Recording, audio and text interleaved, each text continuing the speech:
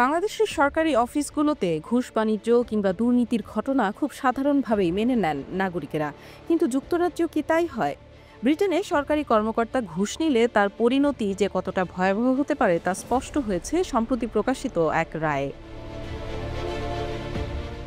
যুক্তরাজ্যের ব্ল্যাকবার্নের বাসিন্দা ইমরান মোল্লা কাজ করতেন হোম অফিসের অ্যাসাইলাম টিমের নির্বাহী কর্মকর্তা হিসেবে, কিন্তু ঘুষ নিয়ে অ্যাসাইলাম মঞ্জুরের কারণে তাকে 4.5 বছরের কারাদণ্ড দিয়েছে আদালত।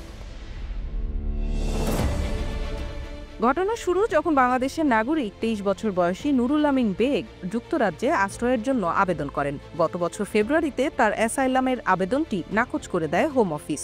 এরপরই হোম অফিসের ডাটাবেস থেকে তথ্য নিয়ে ব্যক্তিগতভাবে নুরুলের সাথে যোগাযোগ করেন ইমরান মোল্লা। এরপর মাত্র কয়েকদিনের ব্যবধানে ইমরান মোল্লার অ্যাকাউন্টে প্রথমে 1500 পাউন্ড এবং পরে আরও 2000 পাউন্ড পাঠান নুরুল।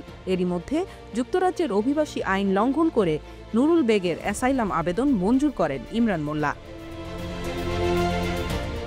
একই সময় আরও একজন আশ্রয় প্রার্থী তুর্কি নাগরিকের কাছ থেকেও ঘুষ দাবির চেষ্টা করেন মোল্লা।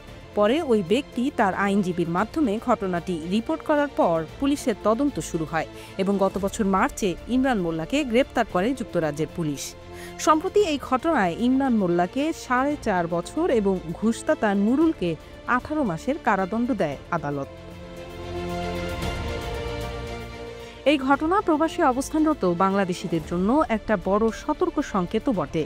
স্থায়ী অভিবাসনের আশায় ঘুষ বাণিজ্যের ফাঁদে পা দেওয়ার ঘটনা কেবল ব্যক্তিগত বিপদই ডেকে আনে না, বরং দেশের সুনামকেও মারাত্মকভাবে ক্ষুণ্ণ করে।